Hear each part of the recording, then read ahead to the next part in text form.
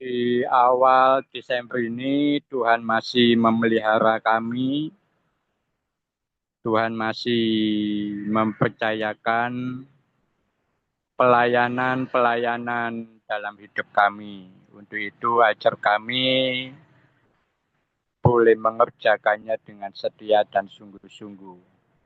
Terima kasih siang ini kami juga diperbolehkan untuk berkumpul, bersekutu, ngobrol santai. Mungkin ada yang hal-hal baik bisa kami pikirkan bersama-sama untuk kemajuan gereja kami maupun sinode kami. Terima kasih sebab kami yang hadir. Kiranya Tuhan boleh menyertai, boleh menuntun, memberikan hikmat apa yang akan kami bicarakan jam-jam siang ini. Terima kasih ya Tuhan, terima kasih. Di dalam nama Tuhan Yesus kami berdoa. Amin. Bapak Surya, dipersilakan Pak bagi renungan buat kami.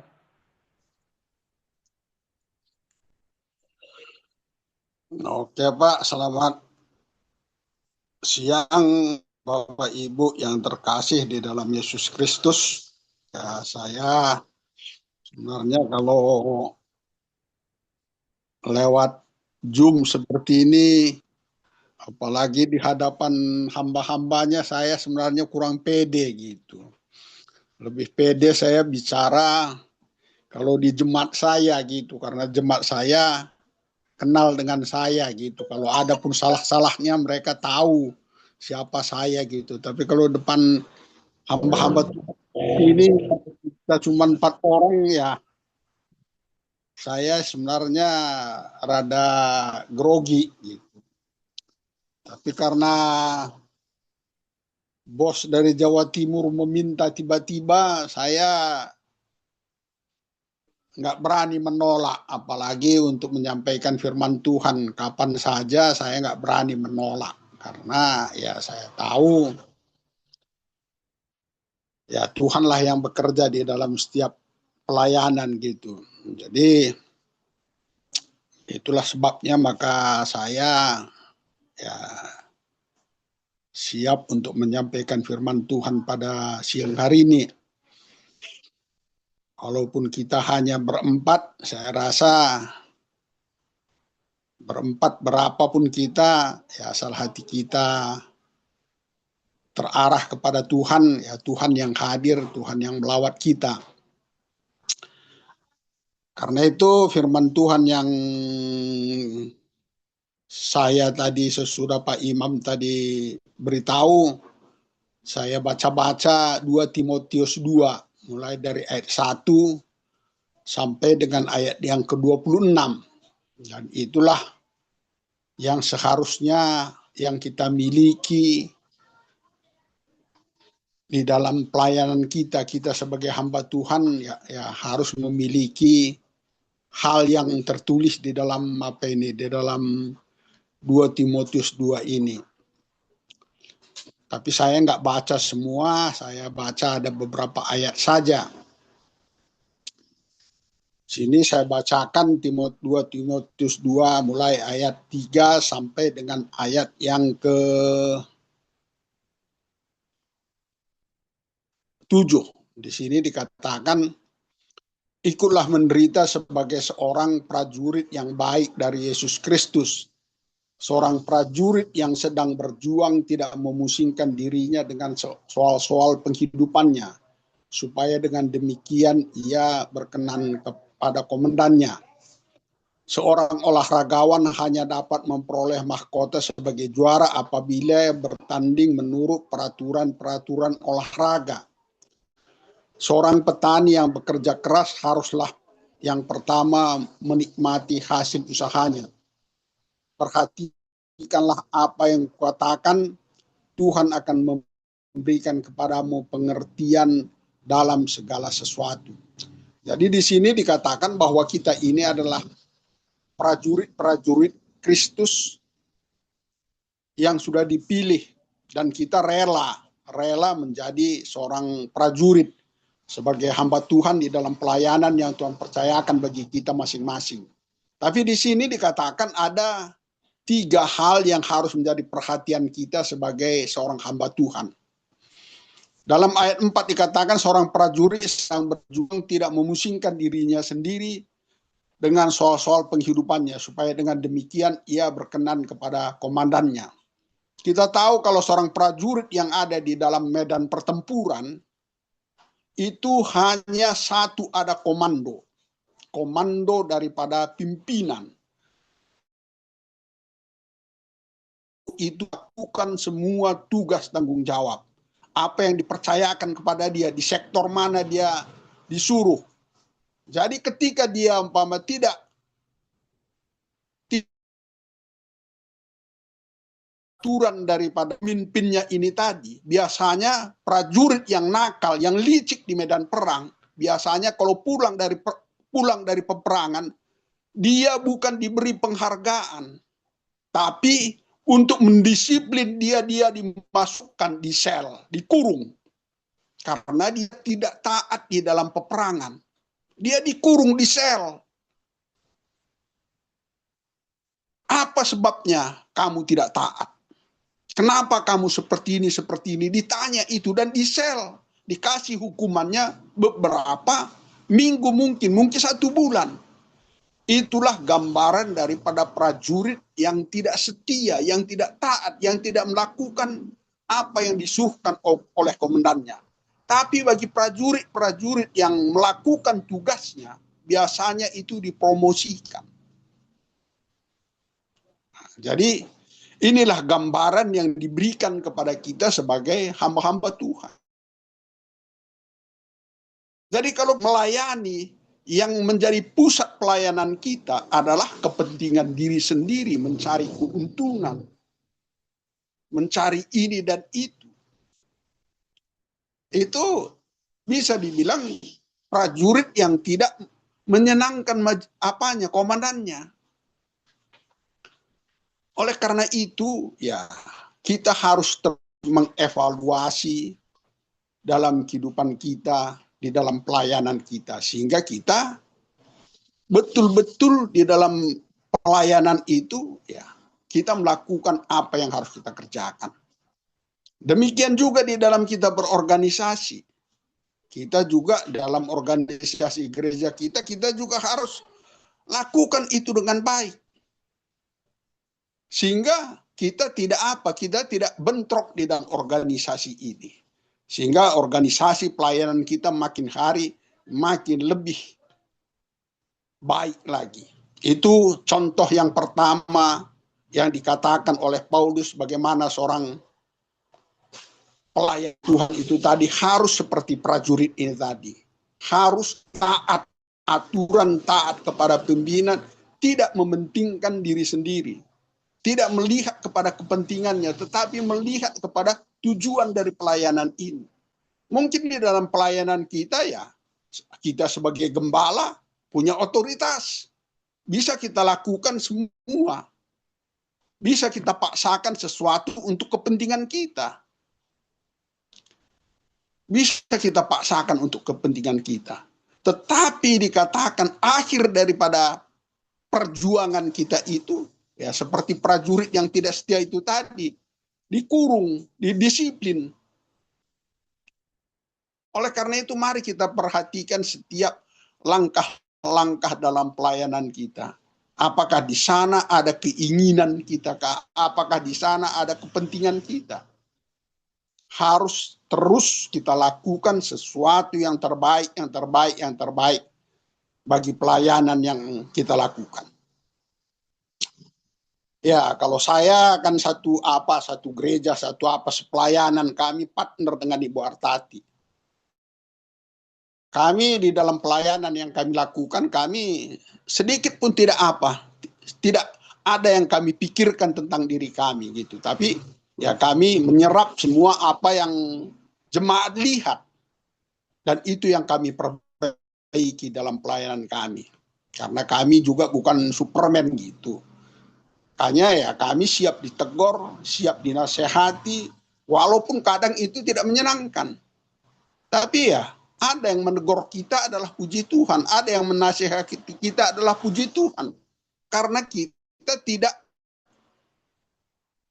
keluar dari jalur. Jadi orang yang menegur kita di dalam kasih, di dalam pelayanan harus sering kita hargai bahwa orang itu adalah orang yang mengasihi kita. Supaya kita boleh terus sama-sama berjalan terus di dalam jalur. Ini tadi tentang prajurit. Yang kedua dikatakan sebagai olahragawan. Olahragawan itu bisa dibilang harus tahu aturan-aturan pertandingan. Harus tahu apa makanan yang mereka harus makan. Itu juga harus disiplin. Karena kalau nanti pertandingan, kalau ada salah dalam peraturan, menang pun dia didiskualifikasi. Ataupun orang olahragawan itu kalau sudah selesai bertanding juga, urinnya juga diperiksa. Bagaimana makannya? Apakah ada di sana zat-zat yang membuat menaikkan satu hormon ini dan itu supaya dia kuat. Jadi ini juga harus kita perhatikan juga, demikian kita juga di dalam melayani. Mari kita perhatikan juga makan kita, mari perhatikan juga tata tertib hidup kita. Jangan nanti dilihat orang, ya kita ini tidak hidup seperti orang yang bayangkan bagaimana seorang hamba Tuhan. Misalkan dengan mulut yang sembarangan, gampang menghakimi. Ini juga harus kita perhatikan.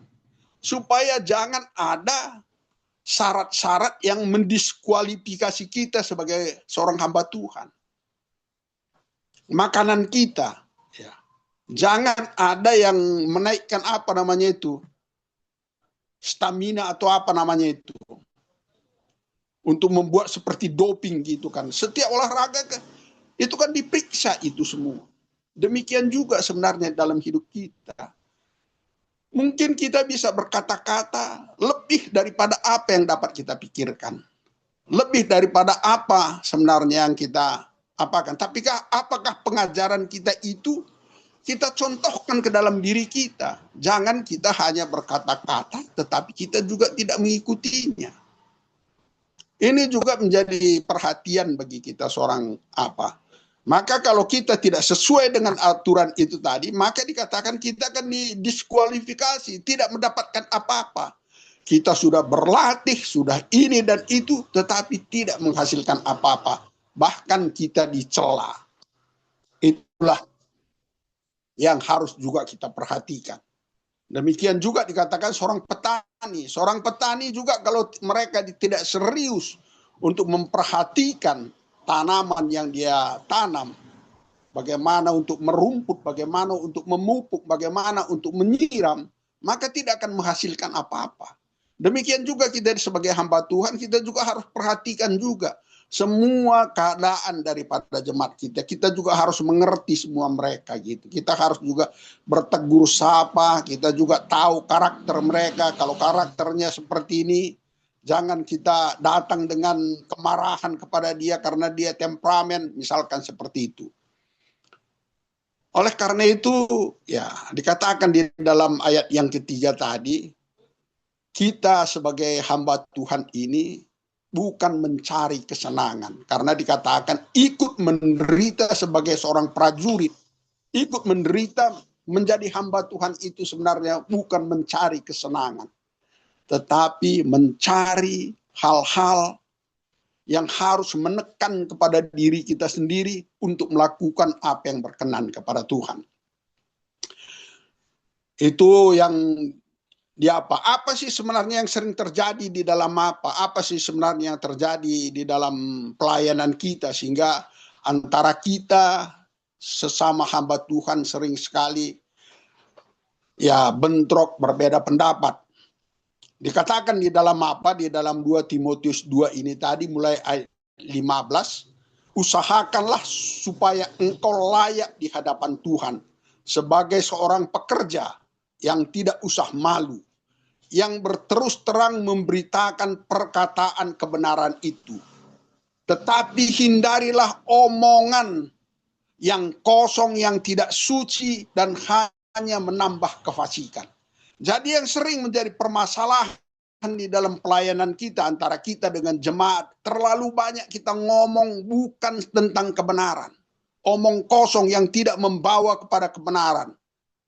Dan dikatakan di sini dalam ayat 17, perkataan mereka menjalar seperti penyakit kanker. Di antara mereka termasuk Himeneus dan Filetus. Jadi ini yang sering harus kita tata sekali perkataan kita di dalam pelayanan kita. Untuk menegur, untuk apapun harus kita tata sekali pelayanan kita. Karena perkataan kosong, mungkin ada emosi, mungkin macam lah. Tapi itu kita harus tata sekali. Walaupun dia salah, cari kata-kata yang tepat untuk menegur dia. Karena kita sudah bergaul dengan dia, karena kita sudah kenal dia, bagaimana untuk mendekati dia. Kadang karena perkataan ini tadi menjadi satu dengan yang lain tidak sepakat. Maksud kan bisa kita kan, maksud saya baik, tapi caranya tidak tepat. Maksud saya seperti ini, tetapi tidak ditangkap seperti ini. Oleh karena itu, ya marilah kita juga menata cara berkata-kata kita. Saya ya banyak belajar karena saya bisa dibilang ya ini ada Ibu Samaria nih, saya teman saya sekolah tuh Pak Ismet dulu, tahu persis dia kami dulu bagaimana jahatnya waktu anak-anak kan gitu. Dan sesudah dewasa juga ya saya pergaulannya di jalanan gitu. Pak Ismet ke Jakarta, saya mesti di Medan, di Pancur Batu sana gitu kan, hidup berantakan gitu. Jadi gampang emosi, ini itu semua. Tetapi sesudah menjadi melayani gitu, itu harus tertata semua. Apakah sudah benar? Ya sering juga mesti lepas kan gitu. Tapi kita cepat sadar. Oleh karena itu dikatakan di dalam firman Tuhan ini tadi, kita harus sungguh-sungguh melihat kepada panggilan itu adalah satu kehormatan yang Tuhan beri kepada kita. Bukan karena kita berjasa, tetapi karena ada kehormatan yang Tuhan berikan kepada kita untuk melakukan tugas pelayanan itu tadi. Karena itu tadi dikatakan ada 3 tipe itu tadi. Apakah sebagai prajurit, kalau kita tidak setia dihukum. Kalau kita sebagai olahragawan, kalau kita umpama menyalahi aturan kena diskualifikasi. Kalau kita sebagai petani, kalau tidak sungguh-sungguh bertani, bercocok tanam untuk mengatur ini, mengalami kerugian dan tidak mendapatkan apa-apa. Karena itu, mari kita tata segala sesuatu di dalam kehidupan kita. Selanjutnya dikatakan di dalam 2 Timotius ini tadi, mulai ayat 20, di rumah yang besar bukan hanya terdapat perabot dari emas dan perak, melainkan juga dari kayu dan tanah. Yang pertama dipakai untuk maksud yang mulia, dan yang terakhir untuk maksud yang kurang mulia. Katakan di dalam ayat 21, jika seorang menyucikan dirinya dari hal-hal yang jahat, ia akan menjadi perabot rumah untuk maksud yang mulia. Ia dikuduskan, dipandang layak untuk dipakai tuannya, dan disediakan untuk setiap pekerjaan yang mulia. Jadi dikatakan di sini di dalam istana, di dalam rumah raja, di rumah orang kaya, ada di sana banyak perabot-perabot. Ada yang dari emas, ada yang dari perak, ada yang dari kristal, ada macam-macam lagi itu. Biasanya kalau yang dari kristal itu, kalau tamunya tamu hebat, ya dihidangkanlah peralatan yang hebat untuk menjamu mereka. Itu di istana raja. Kalau Kalau perabot yang kurang dipakai tadi mungkin untuk orang belakang kan gitu kalau di istana raja.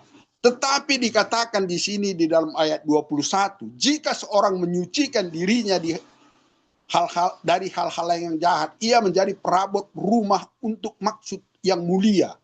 Ia dikuduskan, dipandang layak untuk dipakai tuannya dan disediakan untuk setiap pekerjaan mulia. Tetapi di sini dikatakan di dalam pelayanan, di dalam kerajaan Allah, di dalam pelayanan kita, di sini dikatakan bukan soal emas, bukan soal perak. Soal emas, soal perak di dalam pelayanan, di dalam rumah Tuhan mungkin sebagai pendidikan, mungkin sudah doktor teologi ya.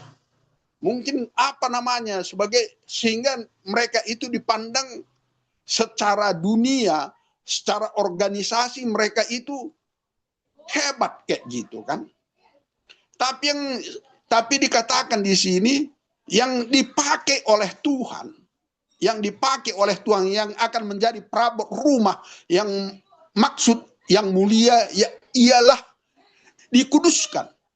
Jadi orang-orang yang sungguh-sungguh hidup benar di hadapan Tuhan, hidup suci di hadapan Tuhan, mengerti tentang panggilan, mengerti tentang pelayanan yang dipercayakan kepada dia. Karena itu dikatakan di sini, jika seorang menyucikan dirinya dari hal-hal yang jahat, ia akan menjadi perabot rumah untuk maksud yang mulia.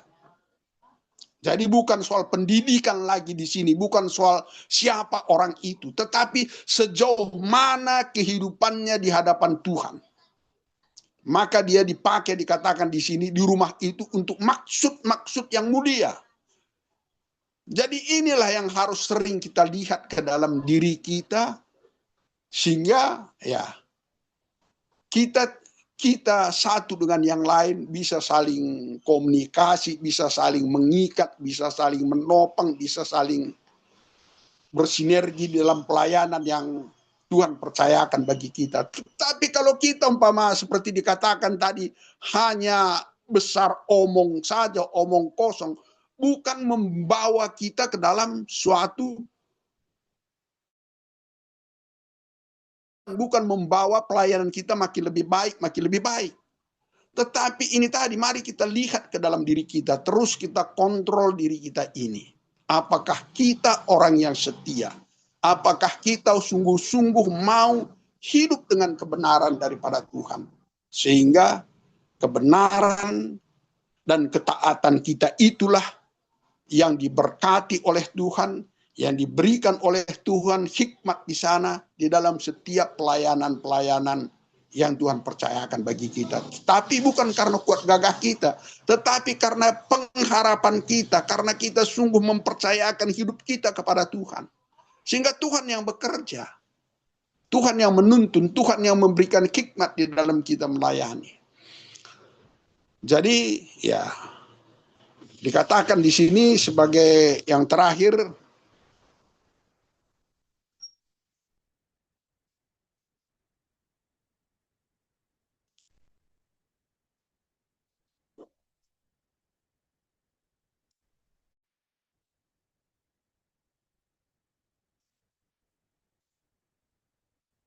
jadi ayat 19 di sini dikatakan, tetapi dasar yang diletakkan Allah itu ialah teguh, dan materainya ialah Tuhan mengenal siapa kepunyaannya. Setiap orang yang menyebut nama Tuhan hendaklah meninggalkan kejahatan. Jadi dikatakan di sini, pandangan Tuhan itu teguh terhadap kita. Dia tidak melihat ya apa yang kita apakan, apa yang kita katakan, apa yang kita perjuangkan. Tetapi sejauh mana kebenaran itu mempengaruhi kita, sejauh mana ketulusan itu bekerja di dalam diri kita, itu yang dilihat oleh Tuhan di dalam kehidupan kita. Bukan berapa jumlah jemaat kita, bukan ketulusan itu, kesungguhan itu yang dilihat oleh Tuhan. Karena dikatakan di sini dalam terjemahan lain, dalam terjemahan yang dikeluarkan dalam hidup, tetapi kebenaran Allah tetap tegak bagaikan batu karang yang tidak sesuatu pun dapat menggoyahkannya. Jadi pandangan daripada Tuhan itu terhadap kita seperti batu karang. Sejauh mana batu karang itu, sejauh mana kebenaran itu ada di dalam diri kita. Dan kata-kata inilah yang tertulis di atasnya. Tuhan mengenal siapa yang benar-benar miliknya. Dan setiap orang yang menamakan dirinya orang Kristen tidak patut melakukan perbuatan-perbuatan salah yang seperti yang dimaksud di atas tadi. Jadi apa yang kita katakan, apa yang kita sampaikan, dilihat oleh orang kebenaran itu, dilihat oleh orang firman Tuhan itu memang kita lakukan di dalam hidup kita. Bukan kepandaian kita untuk berkata-kata. Jadi Bapak Ibu yang terkasih di dalam Yesus Kristus, ya kami ya dengan teman-teman di rumah doa itu, kami di sana hamba-hamba Tuhannya pinter-pinter semua. Kalau saya, pendidikan saya ya mungkin belum ada yang bisa menandinginya. Pendidikan saya S5. Surya si tepu beres 9 piring, tinggal di Sarijadi, datang dari Sukanalu. Nah, itulah pendidikan yang kami miliki. Ibu Artati juga nggak beda jauh pendidikannya dengan saya gitu. Tapi ya kami di sana semua ya bisa dibilang kami saling menghormati, saling menghargai, saling menjaga rasa satu dengan yang lain. Kami tidak mau mempertentangkan sesuatu yang tidak berguna. Kami tidak mau mengutamakan sesuatu yang bukan daripada Tuhan. Itu yang kami lakukan di sana. Jadi Bapak Ibu yang terkasih dalam Yesus Kristus, itulah sedikit firman Tuhan yang saya sampaikan karena saya diminta oleh Gubernur Jatim tadi untuk menyampaikan renungan. Ya, mau tidak mau ya harus dilakukan gitu. Tetapi saudara itu tadi saya berdoa, Tuhan apa yang saya harus sampaikan. Ini saya harus bicara dengan hamba-hambamu yang hebat-hebat semua. Apa yang harus saya sampaikan gitu. Jadi ya inilah yang tergerak dalam hati saya. Dalam mengikut Tuhan hanya ketulusan, kesungguhan dan kesetiaan yang harus kita miliki. Di luar daripada itu semua akan mendatangkan kerugian bagi kita. Seperti prajurit itu tadi, kalau dia tidak setia, pulang dari peperangan itu masuk sel. Bukan dinaikkan, bukan dipromosikan. Demikian juga olahragawan itu tadi, sedikit saja kesalahan langsung didiskualifikasi. Walaupun perjuangannya, walaupun dia sudah diumumkan menang. Tetapi kalau ada kesalahan sedikit, langsung didiskualifikasi. Dipermalukan, namanya digelar, namanya dicabut. Demikian juga petani. Kalau dia tidak sungguh-sungguh memperhatikan tanamannya itu, kapan dia harus mupuk, kapan dia harus memberikan pestisida dan seterusnya, dia tidak akan menghasilkan apa-apa, mendatangkan kerugian bagi dia. Karena itu yang pertama dikatakan tadi, ya jangan kita berkata-kata yang menimbulkan ketidakenakan, perselisihan satu dengan yang lain. Tapi marilah kita terus teguh berpegang kepada pelayanan yang Tuhan percayakan. Karena Tuhan tahu apa yang kita kerjakan. Karena Tuhan melihat materai apa yang ada di dalam hati kita. Apa tujuan kita dalam memberitakan firman? Kalau tujuan kita ya hanya untuk mengejar ini dan itu, saya rasa nggak ada manfaatnya itu di hadapan Tuhan. Karena apapun yang mau kita lakukan, apapun yang kita lakukan di dalam hidup ini, ketika nanti Yesus datang untuk kedua kalinya, kita ini akan bergerak ini semua. Kalau sungguh-sungguh yang setia kepada Tuhan, dia akan bergerak ke arah kanan daripada di hadapan Tuhan. Kalau kita tidak sungguh-sungguh, kita akan bergerak ke kiri daripada Tuhan. Maka di sana nanti akan tahu siapa domba, siapa apa, siapa kambing.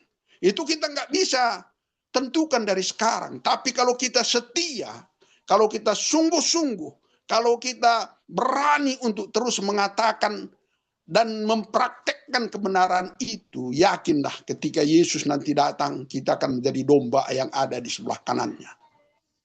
Ketika nanti Yesus datang, tapi kalau kita banyak trik-triknya di dalam apa ini, banyak trik-triknya, apalagi bawa gereja berpolitik dan seterusnya, itu nanti sebelah kiri itu semua jadi kambing nanti itu semua. Oleh karena itu mari kita serius dan serius untuk melayani Tuhan, untuk apa yang Tuhan percayakan bagi kita.